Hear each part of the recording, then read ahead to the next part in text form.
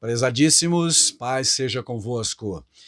Mais uma vez quero te convidar para meditarmos na Palavra de Deus. Hoje falaremos sobre a lição número 9 de nosso currículo da Escola Bíblica Dominical para o primeiro trimestre de 2022 de nossa igreja, cujo tema geral do trimestre é a supremacia das Escrituras. Já temos visto vários temas que desdobram este tema geral, por exemplo, a autoridade, a inspiração, a inerrância, a estrutura da Bíblia, como ler as Escrituras, a Bíblia como guia para a vida, Bíblia transforma as pessoas, ainda a lei e os evangelhos que revelam Jesus, e também hoje falaremos então a respeito das histórias e as poesias que falam ao coração. Tenho para mim que este tema é importante, com toda certeza, e quando usamos o termo coração na Bíblia, falamos daquilo que é o âmago de nosso ser.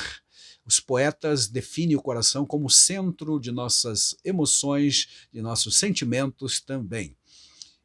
Embora fisiologicamente não, né? Mas coração é isso na Bíblia, é realmente a sede. Como diz o Provérbios 4:23, de tudo que se deve guardar, guarda o teu coração, ou seja, alimenta bem o seu coração, mantenha-o saudável para que ele funcione adequadamente, interpretando as coisas de forma correta.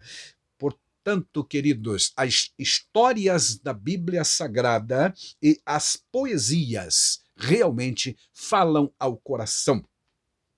Eu tenho um texto que está em Romanos capítulo 15 e versículo 4, que nos diz o seguinte: pois tudo quanto outrora foi escrito, para o nosso ensino foi escrito, a fim de que pela paciência e pela consolação das Escrituras tenhamos esperança. Portanto, o estudo da Bíblia Sagrada, sejam dos livros históricos ou mesmo das poesias que há, e são muitas, nós podemos entender, Deus preservou no seu livro, estes textos, estas literaturas e estes estilos literários, com o fim último de que haja e gere esperança em nosso coração.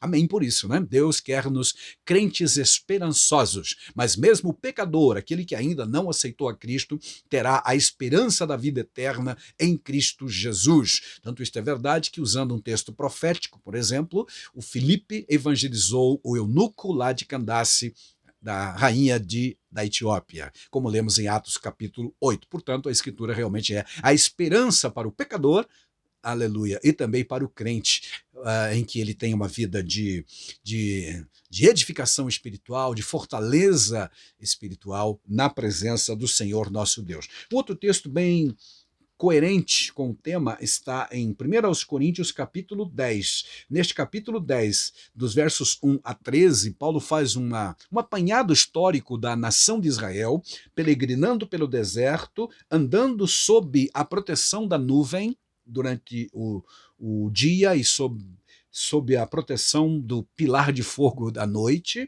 Fala de o batismo do povo em Moisés, ou seja, a identificação, o batismo é isso, a identificação do povo com Moisés, e diz que todos comeram de um só manjar espiritual e beberam da mesma fonte espiritual, porque bebiam de uma pedra espiritual que era Cristo, prefiguradamente ou de forma espiritual, beberam da mesma pedra, do Messias. A palavra Cristo é Messias, como já vimos. Entretanto, Deus não se agradou da maioria. Aí vem a parte negativa da situação e da história, porque a história na Bíblia Sagrada revela que Deus tem um plano específico, uma vontade diretiva para cada nação aqui no caso, né? E até mesmo para com cada indivíduo. Mas se esse indivíduo, essa nação, não andar de acordo com aquilo que Deus requer, ele naturalmente sofrerá as consequências, não há dúvida disso. Então ele adianta, fala de vários desses eventos pontuais que aconteceram no deserto e até a chegada em Canaã, fala das provas e das provas que o próprio povo fez em relação a Deus, sentindo-se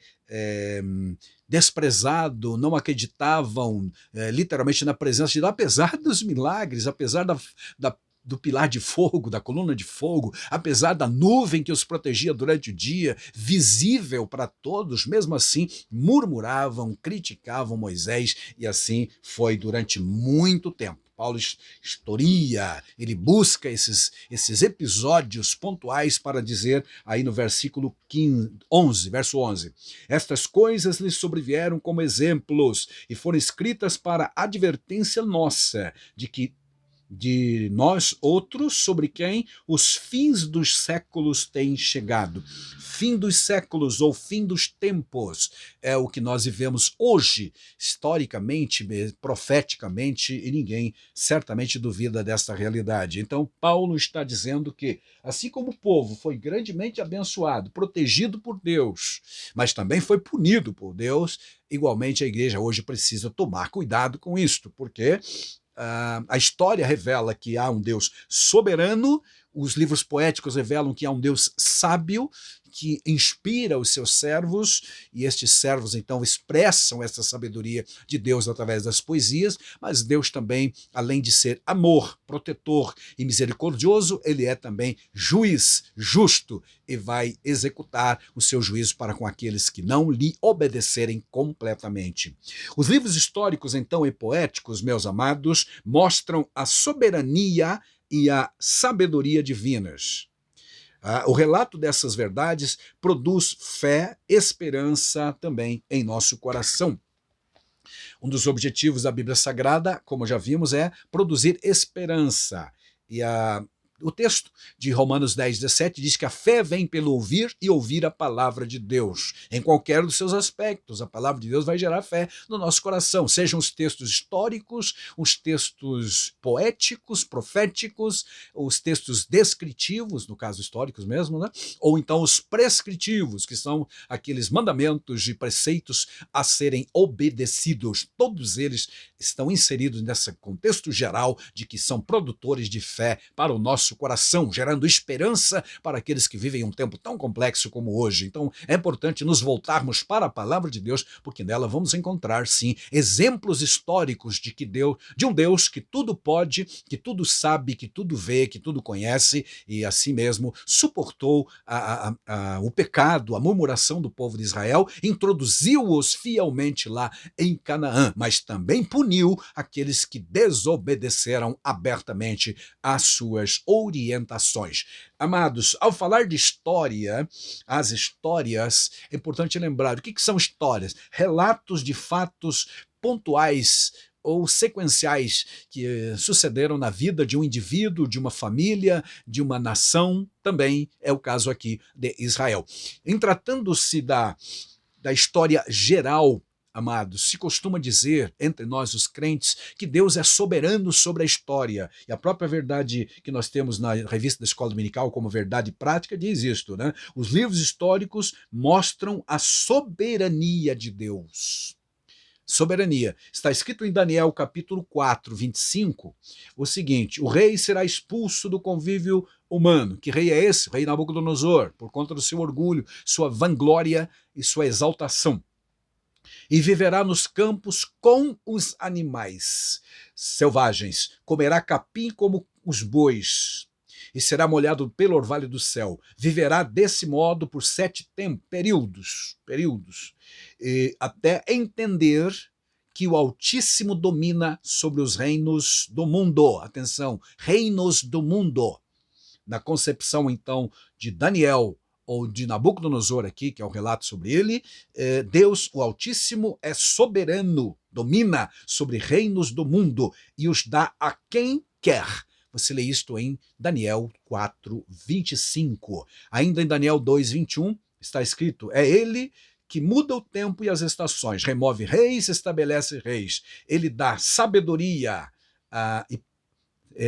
dá sabedoria aos sábios, no caso, traz a paz para as pessoas que estão turbadas e assim por diante, tá? E dá inteligência aos entendidos. Literalmente o versículo diz: é ele quem muda tempo e estação e remove reis, estabelece reis, dá sabedoria aos sábios e entendimento aos inteligentes. Aleluia. E o que é a história, na verdade? É exatamente o desencadear destes todos os acontecimentos a nível de reinos ou a nível de famílias ou indivíduos. Ainda leio em Jeremias, capítulo 29, 11, que diz: eu é que sei que pensamentos tenho sobre vocês, a respeito de vocês, diz o Senhor. São pensamentos de paz e não de mal, para dar-lhes um futuro e uma esperança. Essa é a versão que eu utilizei, a da Sociedade Bíblica do Brasil, na NAA, Nova Almeida Atualizada. Portanto, Deus está dizendo para eles que estavam no cativeiro nesse período de Jeremias, dizendo: eu sei, eu é que sei que pensamentos tenho a vosso respeito. E é isso mesmo, se Deus sabe, aliás, é Ele o único que sabe, a menos que Ele queira nos revelar, nós não saberíamos coisa nenhuma, como já vimos. Mas Deus aprove revelar-se ao ser humano na Bíblia Sagrada e deixou essa revelação de forma escrita. E aí temos então as histórias e as poesias para nos dar o ânimo necessário. Tem outro texto de Salmo 75, e versículo 7, que diz o seguinte, é muito usado, aliás, em tempos e até mesmo fora meio de contexto e sem muita explicação, porque ele tem uma palavra bem forte que diz assim: Deus é o juiz, a um abate e a outro exalta, porque na mão do Senhor há o cálice cujo vinho espuma, cheio de mistura, que dá a beber e sorve as escórias todos os ímpios da terra. Aqui a concepção poética do salmista falando a respeito de Deus. A um eleva, a outro abate, ou seja, dentro de sua soberania. Lembremos-nos de que poesia não é base para as nossas doutrinas, certo? Mas ilustram, ou melhor, falam a respeito da compreensão do povo lá no tempo dos Salmos. O tempo em que os Salmos foram escritos foi o Antigo Testamento, entre os anos 1050, mais ou menos, ou 1100, até aproximadamente 500 anos antes de Cristo, certo, amados? Então essa era a concepção. E quando falamos de soberania de Deus, meus amados, surgem algumas polêmicas, onde fica e onde entra e como entender e conceber o chamado livre-arbítrio que a gente tanto prega, tanto preza e acredita. Será que dentro da soberania de Deus existe espaço para as nossas decisões soberanas também, ou seja, livres? Desculpe, soberano é Deus. Sim, eu acredito que sim. Lembre-se que é uma concepção do livro de Tempo de Daniel, que Deus é soberano sobre todos os reinos da terra e dá a quem quer, certo? E essa foi uma concepção antiga, realmente, se atribuía a Deus os fatos todos que acontecia. No caso do povo de Israel, atribuíam a Jeová, mas os outros povos ímpios atribuíam isso aos seus deuses. Uma conquista militar ou uma batalha vencida era atribuída aos deuses, é bom que se diga isso também.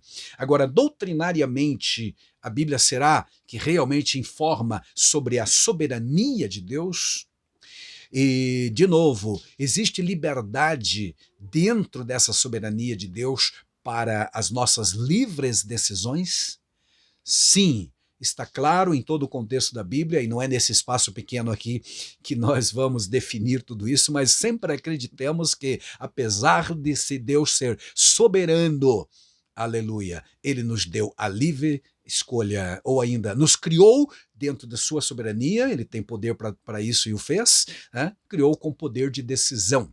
Tanto isto é verdade que, antes de entrarem na terra prometida, toda a nação de Israel foi orientada a viver de acordo com a sua palavra. Deus disse: andem obedientemente cumpram os meus mandamentos, obedeçam os meus preceitos e os juízos todos, porque senão eu vou punir vocês. Literalmente disse isso. Agora, se vocês fizerem isso, terão a bênção, e se não fizerem, atrairão a maldição. Vocês são livres para isto.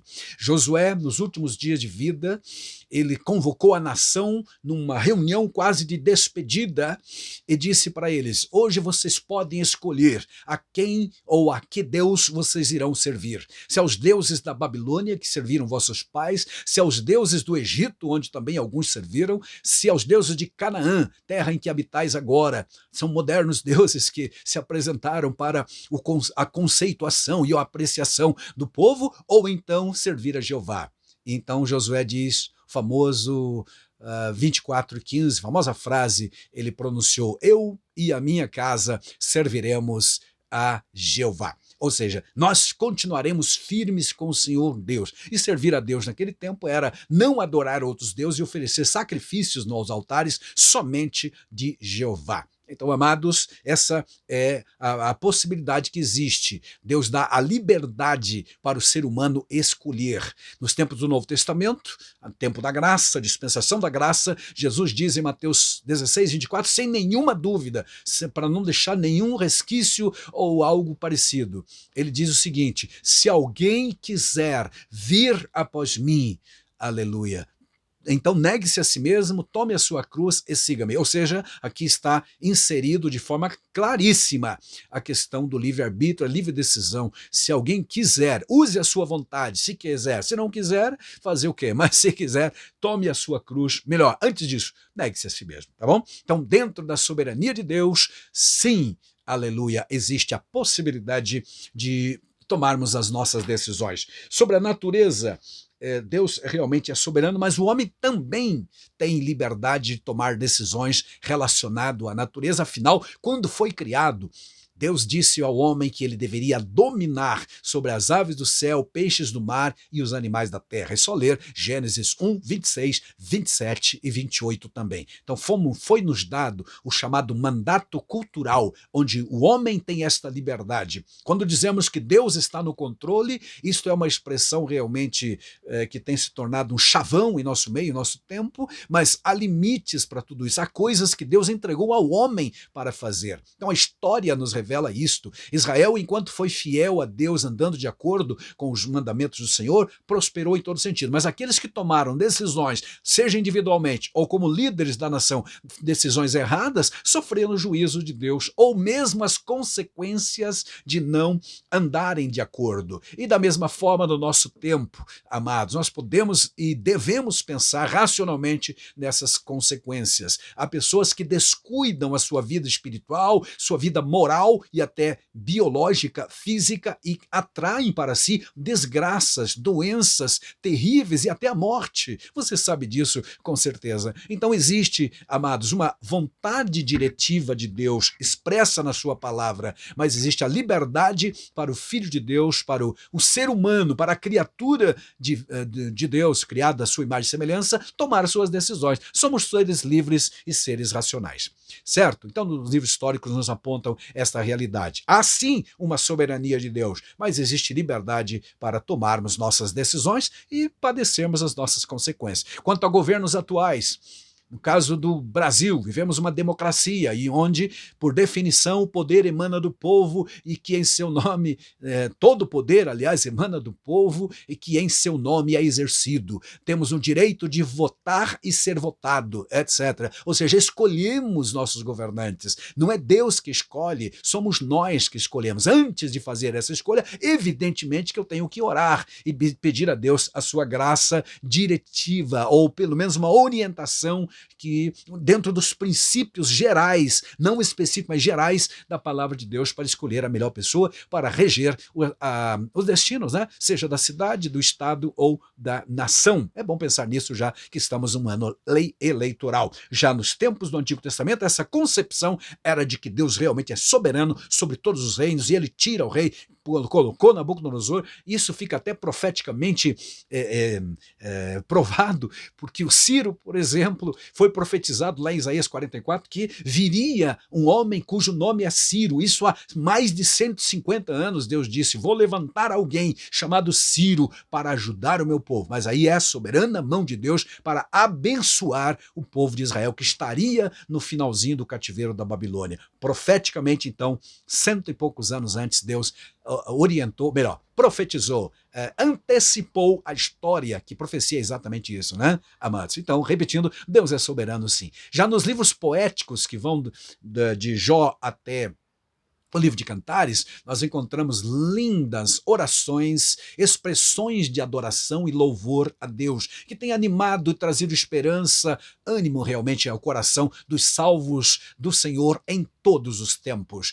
Poesia, ela tanto expressa o sentimento que há no meu coração, quanto também desperta no coração dos ouvintes, dos leitores da Bíblia Sagrada, sentimentos nobres de adoração, de louvor, mas também também de temor, de tristeza, de perda, por que não? Há salmos que são verdadeiramente lamentos também, de dores, onde o salmista clama por misericórdia. Há outros que ele celebra as vitórias. Tem outros também que ele até mesmo fala sobre algumas pragas que devia cair sobre os seus inimigos. É verdade. Vivendo no Antigo Testamento, ainda num regime de lei, do talião, de olho por olho, dente por dente, ele pede inclusive a condenação e o juízo severo para os seus inimigos, aqueles que não gostavam dele. Então, entendendo a poesia hebraica, a poesia dos Salmos, nós podemos captar, sim, aquilo que nos serve para orientar, para direcionar e alimentar a nossa fé. Afinal de contas, a poesia fala assim ao coração. E quando usamos o termo coração na Bíblia, estamos falando do centro daquilo que nos define como seres humanos, com personalidade plena e completa. A Bíblia diz: de tudo que se deve guardar, guarda do teu coração, porque dele procedem as saídas da vida. É a sede das emoções e também dos nossos sentimentos. Aleluia! Uma mensagem da soberania de Deus é vista, repito, nas histórias. A mensagem da sabedoria de Deus é vista em Provérbios, em Eclesiastes e também nos Salmos, com certeza, amados, e assim sucessivamente. Há também a mensagem para a família, para o casal, para o casamento, em Cantares, no relacionamento íntimo do casal. Glória a Deus por isso, amados. E quando então falamos da sabedoria de Provérbios e a sabedoria expressa em Eclesiastes, há uma pequena diferença. Em Provérbios você tem a sabedoria de Deus, divinamente orientado. São máximas que nos orientam a vida com Deus, a vida piedosa, que propõe uma vida de temor a Deus, que glorifique o seu nome e viva de acordo com este temor. O princípio da sabedoria, aliás, é o temor a Deus, diz lá em Provérbios 1 e 7. Já em Eclesiastes, o mesmo autor, Salomão, utiliza uma frase repetida mais de 10 vezes, várias dezenas de vezes ali, aliás, né, no livro, que é debaixo do sol. Então ali ele fala de sabedoria humana, no sentido horizontal, na concepção humana da palavra. Há quem diga que quando ele escreveu o Eclesiastes, ele estava vivendo umas decepções, o tempo da sua vida em que já estava um tanto fora dos planos, ou melhor, tinha perdido um pouco da noção da espiritualidade verdadeira. Salomão realmente estava naquela fase ruim da sua vida, com certeza, mas expressou com sabedoria aquilo que o ser humano normalmente diz. Não dizemos basicamente que tudo tem seu tempo, que Deus vai, etc e tal. Na verdade, nós temos domínio sobre isso e podemos efetivamente mudar e alterar os ambientes em que vivemos. Somos seres livres, como já dissemos, apesar da soberania de Deus. Então não dá para ler Eclesiastes 3:1 a seguir e dizer que tudo já está determinado, que é plano de Deus, que eu viva desse jeito, etc. Eu posso mudar tudo isso se eu tomar uma atitude, porque nada muda, como a gente diz, se eu mesmo não mudar. Certo, meus amados? Então, a mensagem da sabedoria. O que é sabedoria? Administrar o conhecimento que a gente tem de uma forma útil, coesa, coerente, sábia e edificante, e que glorifique a Deus acima de tudo, tá? Próxima vez que ler Eclesiastes, pense nisso, é a sabedoria debaixo do sol, tá? Só no final do livro ele vai dizer, o resumo de tudo que eu tenho falado para vocês é: teme a Deus e guarde os seus mandamentos, que esse é o dever de todos os homens. Amém.